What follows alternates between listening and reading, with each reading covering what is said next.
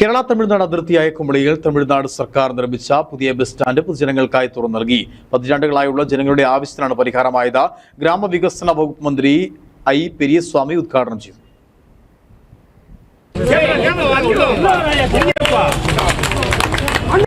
ഗതാഗത വൈദ്യുതി വകുപ്പ് മന്ത്രി എസ് ശിവശങ്കർ അധ്യക്ഷത വഹിച്ചു. കുമളിയിൽ തമിഴ്നാട് ഭാഗത്ത് ബസ് സ്റ്റാൻഡില്ലാത്തതിനാൽ ദേശീയപാതയോരത്ത് ബസ്സുകൾ നിർത്തി യാത്രക്കാരെ കയറ്റിവിടുന്നതായിരുന്നു പതിവ്. ഇത് പലപ്പോഴും വലിയ ഗതാഗത കുരുക്കിന് കാരണമായിരുന്നു.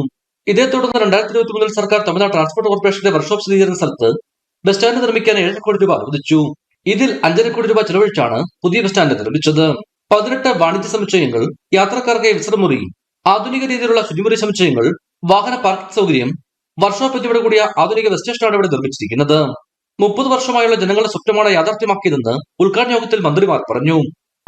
கேரள மாநில எல்லையில் அமைந்திருக்கின்ற இந்த பகுதியில் இந்த பேருந்து நிலையம் இல்லாமல் பல்வேறு சிரமங்களுக்கு ஆளாகியிருந்தனர்.